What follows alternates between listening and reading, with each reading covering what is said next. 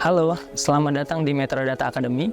Perkenalkan, saya Syamil Fahrudin, Data Scientist di Metrodata. Hari ini, kita akan membahas suatu topik yang sedang populer di kalangan masyarakat, yaitu adalah Artificial Intelligence. Apa sih yang membedakan antara Artificial Intelligence, kemudian Machine Learning, Deep Learning, dan juga Generative AI? Kita akan membahasnya satu persatu. Kita mulai dari Artificial Intelligence. Artificial Intelligence atau disebut sebagai AI merupakan suatu term yang digunakan ketika ada suatu program komputer yang bisa bekerja layaknya seperti manusia. Dia bisa melakukan suatu tugas tanpa secara eksplisit diperintah oleh manusia.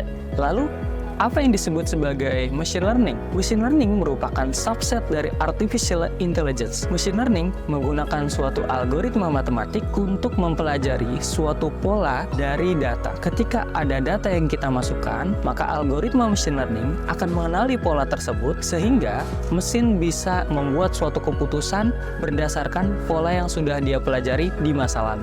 Machine learning banyak sekali digunakan dalam bisnis, seperti dalam industri keuangan. Ketika ada seorang calon nasabah yang ingin melakukan suatu pinjaman, machine learning bisa melakukan suatu prediksi apakah calon nasabah tersebut akan gagal bayar atau tidak gagal bayar. Kemudian apa sih yang disebut sebagai deep learning? Deep learning merupakan turunan dari machine learning, di mana deep learning menggunakan suatu konsep algoritma yang meniru cara kerja otak manusia. Dengan cara menghubungkan neuron-neuron, algoritma deep learning dapat mengenali suatu pola atau bahkan suatu data yang tidak terstruktur. Sebagai contoh, jika kita melihat suatu kamera yang bisa mendeteksi objek tertentu, maka bisa kita pastikan bahwa ada deep learning di dalamnya. Kemudian yang terakhir adalah Generative AI. Generative AI ini sedang hype di kalangan masyarakat. Kenapa? Karena capability-nya yang sangat berguna bagi semua orang. Dengan menggunakan Generative AI, suatu model dapat menciptakan data baru, dapat menciptakan teks baru, dapat menciptakan gambar baru, sehingga memudahkan urusan banyak orang. Generative AI